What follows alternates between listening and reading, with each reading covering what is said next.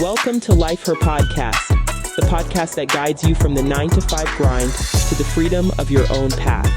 Discover how to conquer life's challenges while pursuing your passions with unwavering faith. Because being an entrepreneur is not easy. So let's get to it. Hey everyone, I am Yvette Lloyd, host of Life Her Podcast. On this episode of Life Her Podcast, I am joined by Tyaisha Dillon, and she is a passionate brain health advocate, entrepreneur, and a founder of the Thriving Brain and Development Project. From her roots, from being from Louisiana, and to overcoming the challenges of living in a young onset of just doing so much into her journey of being resilient, purposeful, and empowering. Today, she is sharing how she experienced and shaped her mission to rise awareness in underserved communities, build wellness brands, and inspire others to thrive through adversity. So let's dive in. Hi, Tasia. How are you? I'm doing well.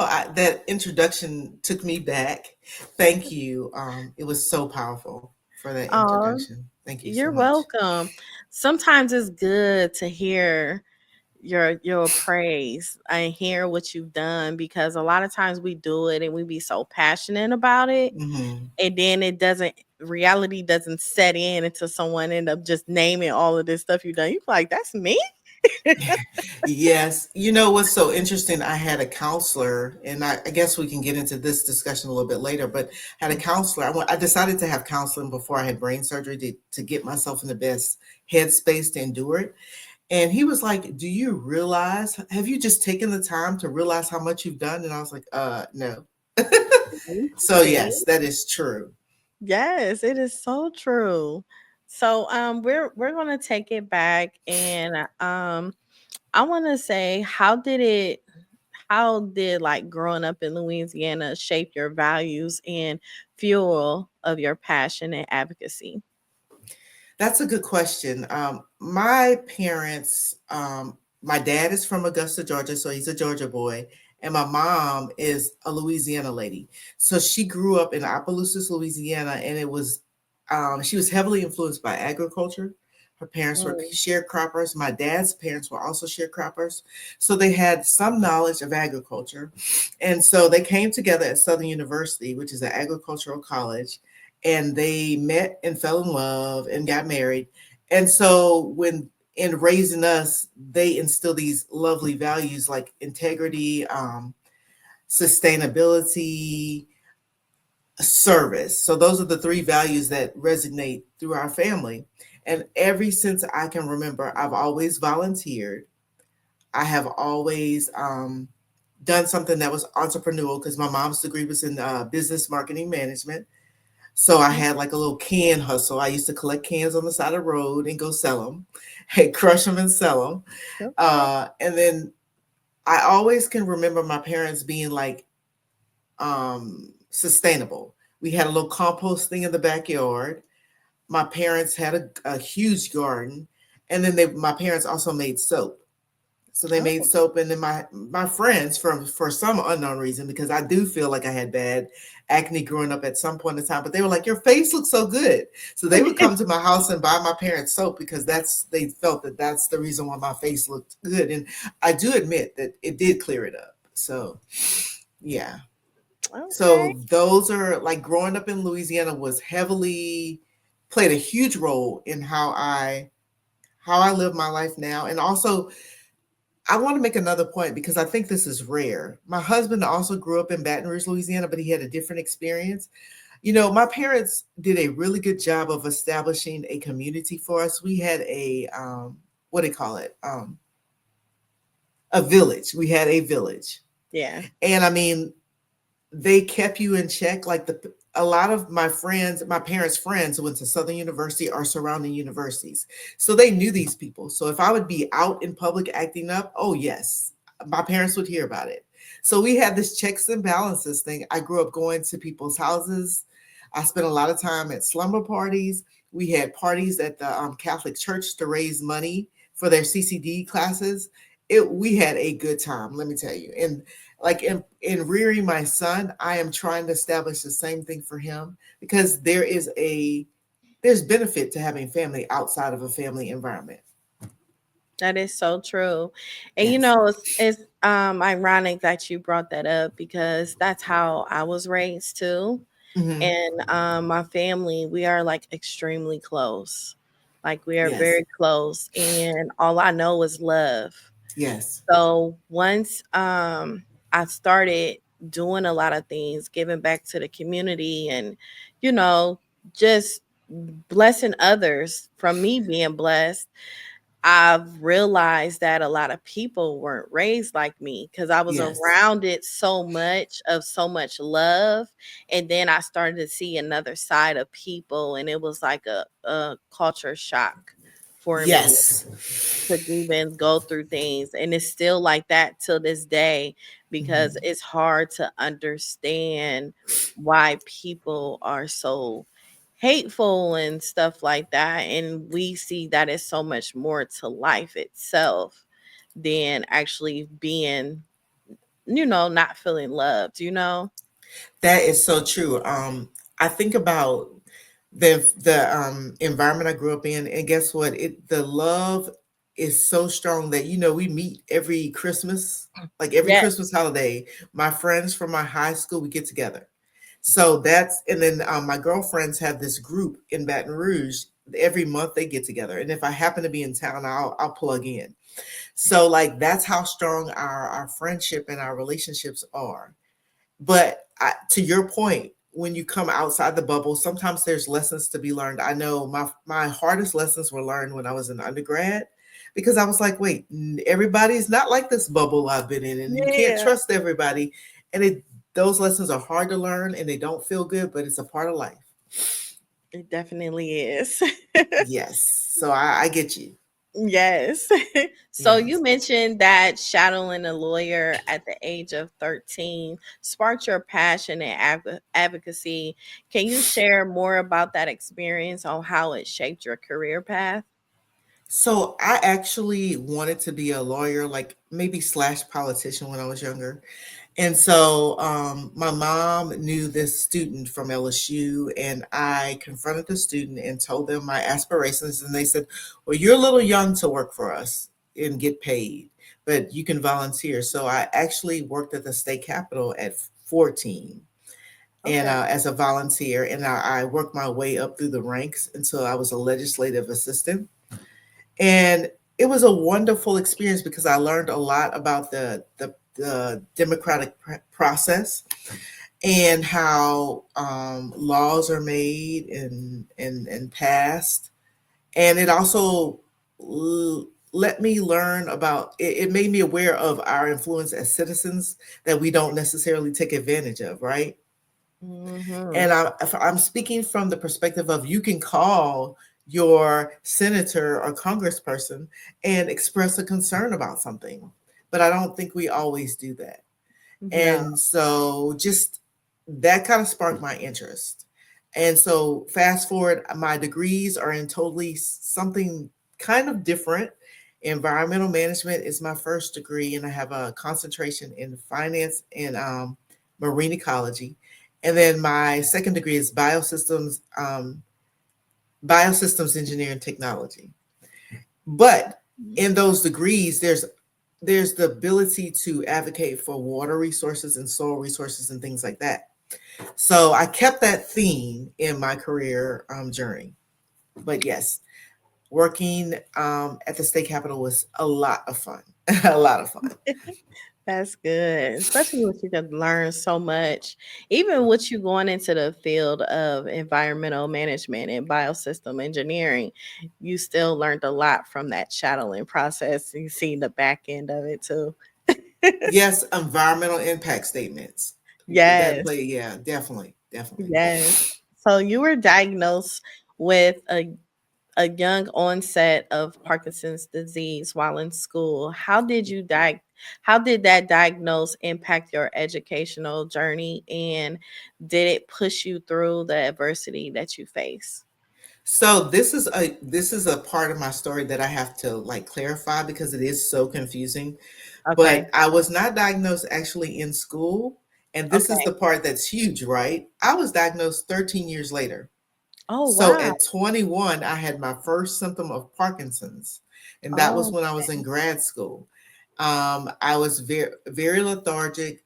My body was very heavy. I could barely push myself up when I was in the bed to turn myself around. And I was like, oh, that's nothing. I'm just tired. Because, I mean, it didn't seem like it was that limiting at the time. But then it progressed as time went on. But um, I had 13 horrible years of the symptoms getting worse, but no resolution as far as the diagnosis. And that's the point where we kind of talk about health equity and mhm. disparities. Yeah. Yeah. Wow. So living with Parkinson's disease is the journey of consistent adaptation. Oh What yes. what have been some of your biggest challenges in managing your symptoms while pursuing and demanding a career? Well, especially since the 13 years were mostly like me cultivating a new career, nobody knows me. Mm. And trying not to appear flaky or anything like that. And that actually started in grad school. I had a Oh, professor that thought that I was lazy in my engineering class because I wasn't doing the best. I was like doing C work. And he was like, he thought I was lazy. And so I was just like defeated. So I just dropped the class and took it again when I felt like I was feeling better. And it actually was after I came back from an internship with the Forest Service. I was doing a lot of walking in the woods, which note to self, that was like very helpful in my journey of Parkinson's because the more I was active in the woods, I kind of reversed the illness and I oh, started not feeling the symptoms as much. And so when I came back, I had more energy and I started working out more at University of Tennessee. And I took the class and he was like, he had to call me when I took my finals because I made the highest score and he had to apologize. But getting back to the struggles and adaptation, one of the things is like when I would go out in the field with a group of employees and my muscles would cramp up. It was very painful, but I mm, had to push through that and act like nothing was wrong and just be like, "Oh, I'm going to tie my shoe. I'll catch up with y'all." And hope that the muscle cramps subside, which usually it did because it's the earlier stage of the illness. And we mhm. now know that that muscle cramping was dystonia as well. But I mean, I just had to be prepared for anything that would any symptom that reared its head concerning Parkinson's because Parkinson's is not a steady state disease. The Yeah. symptoms are, I think some people have like they have hallucinations and with Dylan. So there's a lot of symptoms that people can have concerning Parkinson's. Luckily, I feel that I've warded off most of them and been able to manage most of them by exercising and mindfulness and diet. But you Wow. have to be adaptable. And then throw a child on top of that, that's a whole nother story. Ooh, ooh-wee. So there's a lack of understanding and awareness around the brain health in underserved communities. What Yes. misconceptions do you think people have about brain health, and how can we start changing that narrative? So I think misconceptions are that there's no such thing as brain health. It's like I don't feel like we understand that it's something that's really significant. Even talking to my child who's 11 years old, I'm like, you got to go to bed at a certain time because your brain needs to replenish itself at night. Like I mean, the concept is like they just don't get it. Yeah, And until you lose something that you're blessed with. that Like let me just paint a picture for you. When you're a kid and you're getting dressed or you're running, do you say lift up your right leg, lift up your left leg? No, you don't. You just run. You just put on your clothes. For the first time in my life, when I was in South Carolina after I had gotten home from field work, I couldn't get out the bathtub. I had to literally wheel myself out the bathtub. I had to say, lift my body up. 1, 2, 3, lift to get mm, out of the bathtub. I mean, to have to live your life like that and know that you have had the gift of instant, your body instantly responding to what you wanted to do, to taken away, you think of life totally different, and you just want to help the loved ones around you understand. Hey, your brain is precious, and you have to do these things to maintain it. Yes, that is so true. And before we started, I was telling you about my journey of wanting to be a brain surgeon. And even until this day, even though I didn't become one, I study a lot with the brain. And I don't think people really realize how the brain is just as important as your heart. And a lot Yes. of times you can control your heart with your brain, and it's dependent on your mentality, on your way of thinking. Yes, yes, that is so true. And that is the only reason why I can walk today. That is the only reason why. Because I went from a point of being almost, because of the health disparity in the 13 years, my symptoms were cumulative, and it was almost to a point where I couldn't walk. Mm, And I think the turning point for me was saying, like, okay, I do have something. Whatever it is, I might not know what it is, but I'm going to fight. And then my mhm. mind, I started practicing mindfulness, Yeah, meditating. And I got there's something called The Secret. I got that and started listening to yes. it. And I started practicing some of the practices, like um, getting affirmations out the Bible and applying them to real world, they just applying it to real world things that I was going through, and just trying to speak life into myself. And Mm, of course, I had to, this is not religious at all, but I had to rely on Beyonce's music because they have a cadence, right? And that cadence was very good for rehabbing me, because I would work out to that cadence, and like it would be like 1, 2, 3, 4, 1, and I got my ability to walk back. wow. Yeah, and then if people really realize the control that they can have within their brain and how much they could thrive in life, Yes. when they have some sort of control, they could bring a lot of the prayers that they pray into reality. Yes, yes. I mean, I really have visualized, I really walked, when I say I walked into my vision of being able to walk, I actually did that. And I I would believe like, it. what'd you say? I said I believe it. Every day I literally, like, I would visualize myself sashaying into the room. And I Mm, finally was able to sashay. And it was so funny. My husband and I were working together in Missouri at the time that I started to be able to walk again, but he didn't know I could walk without assisted devices.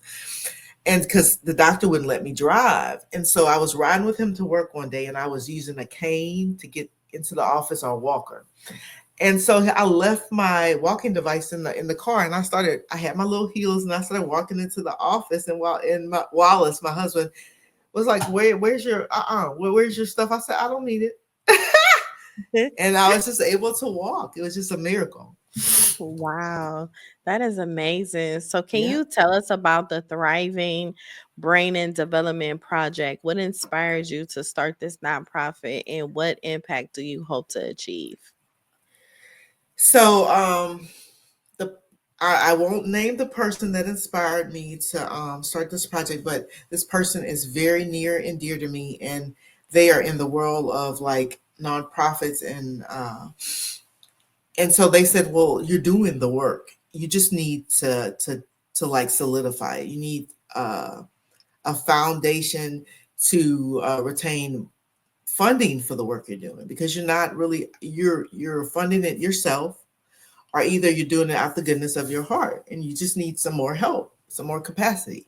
Mhm. And so I thought, for years I've grappled with doing a nonprofit, but I didn't want to do it. So like for the last 4 years, I've been grappling with this. But recently, right before Christmas holiday, she told me I needed to do it, right? And I seriously thought about it, and I got it up and running in 2 to 3 weeks. Like I got nonprofit status in about 2 weeks, and Mm. I got my 501c in like 2 more weeks. Wow. That means it was meant. Yes, yes, yes, yes, It was meant. It was already aligned for you. You just had to do yes, it. yes. And I was getting close to getting, like, at the end of the year is a good time to position yourself for donations.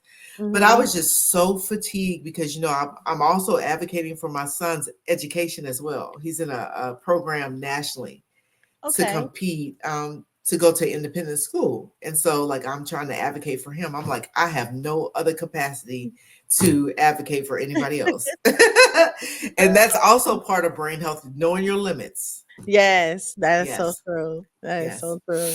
So yes, you've been a strong advocate for health equality, and especially when it comes to genetic testing for yes. Parkinson's disease. What are some of the barriers you see in getting people into underserved communities involved in these programs? The horrible history that we have with the medical community. And I can't say that that is not without reason, because I've endured that, for 13 years, going from doctor to doctor, and they're like, there's nothing wrong with you, because Mm. I really look like I'm very physically fit, and I used to look a little bit better, so it's a little bit worse for me, but but that's really hard to push through, the doctor saying there's nothing wrong with you, and that there is something wrong with you. You feel kind of like they're trying to say I'm crazy, but I know I'm not. And so that's a hard thing to push through, and it's very humbling, and sometimes it creates such a void in us that it makes us mute. It makes us Oh, not push forward, it does. and it's so sad. And so I don't know if you know, but one of the symptoms that people with Parkinson's have is that they can have a masked face, and with their Mm. face being masked, it shows no emotion. And then, so that the doctors also perceive you as being rude or something, a little it's like a microaggression that they could attribute to your personality. That's also some problems that we have. So it leads us not to go into the medical offices or just ask for help. And so, I mean, I even find that now, even though I'm an advocate, I limit my interaction with the doctors, only it's need basis. Like, if I don't need to go, I'm not going, right? And Right. so, those are the things that we have to overcome in dealing with, us not wanting to be genetically tested. And just, what are they going to do with the information? That's another thing. But the cool thing about the genetic test that I was advocating for is that Dr. Chantel Branson and Morehouse was heavily working with this outreach effort to get underserved communities in for genetic testing for Parkinson's. So if you have Parkinson's, you could get genetically tested. And the benefit of getting genetically tested is that if you do have Parkinson's and they see that you have a mutation or of some sort, you get genetic counseling. And that is huge. I know when I was pregnant with my son, that was very difficult for me to acquire on my own with my insurance. It was not a difficult thing, but the doctor gave me so much trouble to get it. And so he gave me so much trouble that I had to call in a Blue Cross Blue Shield nurse. That they have nurses that work with Yeah. people that have special illnesses, and I had to get some support. So, Wow. I say that to say that there's so many adversities concerning genetic testing, but there's also the benefits of, like, this one genetic test that you can have for Parkinson's, and it could be a lifesaver. I found out I have a genetic mutation, and I have somebody else in my family that has it. Wow. Man, I never know, huh?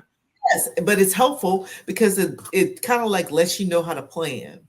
Mhm. Yes, Yeah, that is true. That is yeah. so true. So Yeah. what incentives or workshops are you currently offering through the Thriving brand that you have? Well, since I just started the nonprofit in like the end of November, December, Mhm. um, I'm building capacity for it, and it doesn't. I mean, I think that I'm almost there. In Okay. April, I'm going to start my podcast series, right? Okay. And I'm so excited to have Chef Tracy Vincent Drouillet from Louisiana to provide meals for us. She's going to provide virtual cooking classes, and her class is Cooking by Tracy. And she is Creole, so those meals are going to be fire, and Yes. they are very usually plant-based or very healthy. She is she used to work on the Hill with policy, but she's turned a chef. She's turned into a chef, and she's phenomenal. I had her to cater my microgreen party because I was selling microgreens, and she made some meals with that. It was just delightful. So I'm so excited.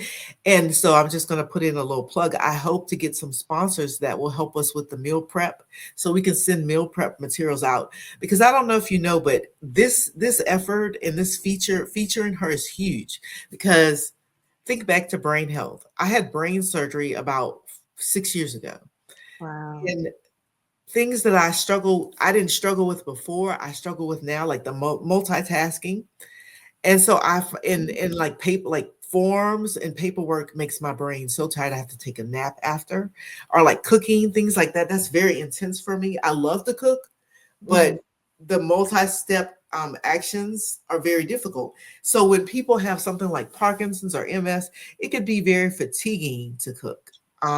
And so if they have help, like recipes already there that are easy to put together, and meal prep supplies that are already at their doorstep, that would be such a blessing to them. Wow. So you're in the process of rebranding your personal brand. Yes.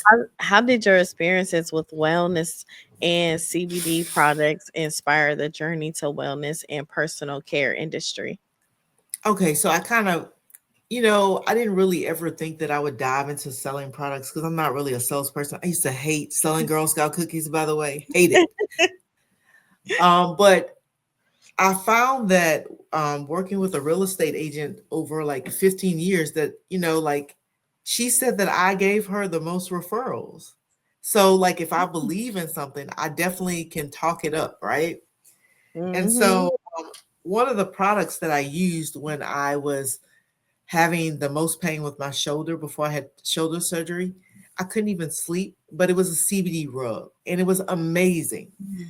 And so that sent me on a quest to research these companies and try to find a company that was the most sustainable and clean, use clean ingredients or organic ingredients. And I kind of formed a rapport with certain companies. And I have two companies that I have a rapport with, but one of those companies, I'm going to move forward with developing a product for facial serum, because I'm at that stage. I don't want, I want to keep it snatched. Right. And so that's kind of how I dove into it, because like if I have a product that I totally believe in, I could surely share it with the world in a Yeah. way that it could be passive, for my passive income for me. Well, one thing I can say, you look good. Thank you. Thank you. You definitely do. So you Thank you. experiences challenges both personally and professionally. Mhm. How do you prioritize self-care and mental health while managing your busy schedule? So that's been something that has been difficult for me. And I think it's difficult for most women. So I just had to say enough is enough, because I mean, I do a lot of managing at home. And like I'm the disciplinarian. Like I'm the one that's like, okay, we have a schedule. We have to have a schedule, people. Come on. We can't just go through life Mhm. just, oh, I'll do this time. And no, we can't, because that's not real life, right? I would love to live my life like that, but we can't. I want to teach my child to be like disciplined and be able to be productive, right? And so it's very hard to work and be regimented, and especially when you're doing like your own business brand, you're trying to brand yourself. That is very hard Mhm. and to be at home and do the same thing. It's just like I just need a break, right? And so I just started implementing things that would be easy for me. They might cost they might like hit my husband's pocketbook, but it's what it is.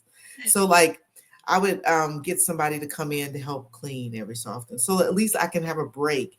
And I do my own, I still clean, but at least help with the flow of the house, right? So we could keep it in order. Or I would like when my husband travels a lot. Sometimes he goes to fight fire in in California, in different places. Mhm. And so when he goes, I don't cook. I just get somebody to help me prepare the meals, right? I have a sorority sister. She's a chef, and she prepares some meals for us, and she packages them, and my child will eat them as long as he doesn't know that they come from somebody else. Right. Whatever works, right? Yes. So I'm just like, though I find little time, and also I haven't done this in a while, but I call it my fed up trip, right? When I can't take it anymore and nobody's doing anything in the house, I go to a hotel and chill out and go swimming. And then the hotel is like 15, 30 minutes away. It's very close. But I just go to a hotel and have me time. Girl, you better do that me time. And I'll tell you one other thing I've just started doing and I love it. And shout out to Solaris videos. I have started taking twerk Tabata classes. It has given me my life back, my whole life. Yes. It is so empowering. I never would have thought that it would be so empowering. I take the heel class on Friday. It's like a sensual heel class. There is power in being feminine. There's power in our fluidity. I mean, it's a safe place, a safe zone. We are a very supportive community. I have made friends in the class. Now we go out to eat. My people in the house don't like Mexican food. I love it. And so now I have people to go eat Mexican food with. It's just the greatest thing ever. Girl, oh, I'm so proud of you. Yes. That Thank is you. Thank you. good. That is really good. I love that. Yes. Um, how has your faith played a role in your journey of resilience, self-discovery, and advocacy? That is huge because growing up with a grandmother that was very faith oriented, my mom's mom was very faithful. She was so devout. I mean, like to the end of her life, she was always in church every Sunday. But then her beliefs in church were exuded outside of church. She would always serve. She's the one that would take me to people's houses and we would clean up their houses together. And so Mm, she would do her nursing work and I would just clean up. And so that's where my faith was developed. And so because it was developed so strongly, I refused to believe that I was going to be a victim of Parkinson's or young onset Parkinson's at 21 or whatever age. Like I knew something was going on and I refused to be a victim of it. And I just knew that all I had to do was fight mm, and visualize what I wanted for myself. So everything in my life always comes back to the faith walk. Even yeah. if I'm not personally in church every Sunday, it goes back to that faith walk. Wow, that is so good. And Yeah. a lot of times people take faith for granted Mhm. because they don't understand that how God really just navigate us through life itself. Yeah. We need to appreciate it more. Yes. Yes. And I do want to say something else. I did make mention of the genetic testing revealing that I do have someone else in my family that has Parkinson's, and I'm going to be respectful of their journey. But like, I just want to say that I am very strategic about everything I do. Not that I mean, I just want to share this. But I'm very strategic about everything I do. And for like when I'm dead and gone, I just want to make sure that my child is taken care of, my husband is taken care of, and Hmm. also that person in my family that does not have the successful outcome that I've had because Oh, our paths are very different. And we're very close in age, but I have done quite well with my Parkinson's, and this person ends up in and out of the hospital a lot. And so I need them to be okay. So yeah. that's what I do. This is why I do what I do. And to Mm, help the people that are voiceless. right. Wow. Prayers to them. Yes, yes. You Thank you. know, yeah, if you don't mind, can I say encouraging words for them? Yes, you can. I just feel like for them to actually just live the moment and think positive. Um, thinking positive and loving on yourself, and also just embrace the people that are in your life that do love you and care about you, even though it's hard for themselves to actually get through the daily basis, and no one knows the experiences that's going on in their mind and how they Yeah, feel. But I do encourage you to accept the love and the passion that is around you. that's huge. That is definitely, that's right on point. Thank you Yeah. so much. Yeah, because sometimes it could be hard because we really don't understand, because Yeah, we're not feeling it when it's to a certain extent. Like, you both may have the same thing, but like you said, it's different experiences. And yes, so it's different feelings and everything. But at the same time, it's very rare for someone to have someone in a life to actually help them, because it's many people that are alone and going through things alone. that's true. Definitely, definitely. Yes, for sure. If you could go back to the younger self, one piece of advice, that what would it be? Slow down and enjoy the successes. Yes. Yes, don't worry about anything else. Just slow down. You're doing good. Just enjoy the successes. And Yes. even the failures. Like I've had, I mean, not tremendous failures, but like I remember when I switched my major because I started off in physical therapy and I ended up switching it to environmental management. That wasn't a failure at all. I mean, like it was just a transition, and that's what life Yeah. is about: transitions and overcoming the peaks and valleys. Are being able to persevere the peaks and valleys of the transitions. Yes, because if one thing don't work, something else will. It, Absolutely, it's just you keep going. And yes, some people could be so judgmental when they see you in a process of discovering self. yes. And sometimes we really have to think like they don't even know they dangle self. So how you gonna tell me about me? You Yes, I don't mean even know because who you are. And we no, have to get ourselves away from that, um of listening to people's opinions, when behind closed doors with them dealing with they self could be a lot worse than what we're going through. that's a good point. And opinions of people from the outside, you have to think about it in perspective. A lot of times, people's negative opinions of you come from a place of fear. I mean, Yeah, I know and that when in a reflection of themselves. yes. And so like maybe when I started this venture, I didn't have the support I thought I would get because it was a fear of me going out doing something new. They were like, okay, this is uncharted waters for her. She might fail. Like this is bad. This could be bad. And I'm like, oh my God, I can't fail. I'm not gonna fail. No is not an answer. I mean, I'm gonna keep persevering. Yes, on the other side of fear is success. Yes, absolutely. Definitely. So what does thriving mean to you in context of the brain health and personal growth? So that's interesting because thriving means to be able to have some tools in your toolbox that you can use to empower yourself. And that's the thing I think we're missing in the brain health world. Like everybody's got these self-help guides, you do this and you're going to be better. But that Yeah. people just need a set of tools that they can just pull out and say, hey, this is what I'm going to use. And just start small. Mm, yes. Yeah. So your journey has been filled with resilience, triumph, and advocacy. When you reflect on your path, what legacy do you hope to leave behind? So this is hard for me to say, but I'm going to tell you what my son told me when we were going through this application process for these schools, and I was floored. So, when he was in first grade, is when I had the brain surgery, and he has some learning differences. Hmm. And he struggled a lot with the learning differences, but they probably would have gone undetected if I hadn't have known, if I hadn't have had a close relationship with him and been very observant of him.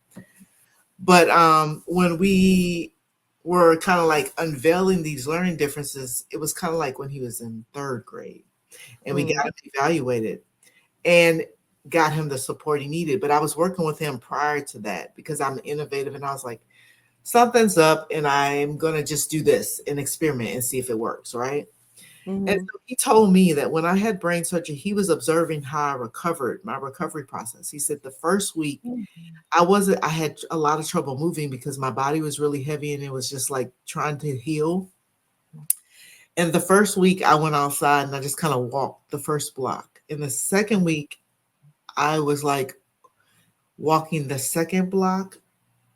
Third week, I was probably jogging and running the whole neighborhood. Third or fourth week, I was running the whole neighborhood. And Wow. my son saw that and he was just like, if mommy can fight, I can fight, and I'm gonna work hard to push through my learning differences. Wow. And he has done extraordinarily well. Wow. Extraordinarily well. Wow. And that That's was very huge. that was very emotional for me to hear that. He was watching me. Mm. You know, you never know who's watching you. That's It for could be good sure. or that could be bad. So, Yes.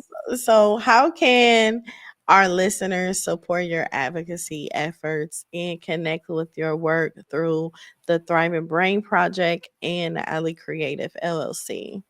So they can go to it's the TBD Project Inc.org website. You see that? Tyaisha Dillon TBD. Yes. But it's Yes. I was like a little play on words.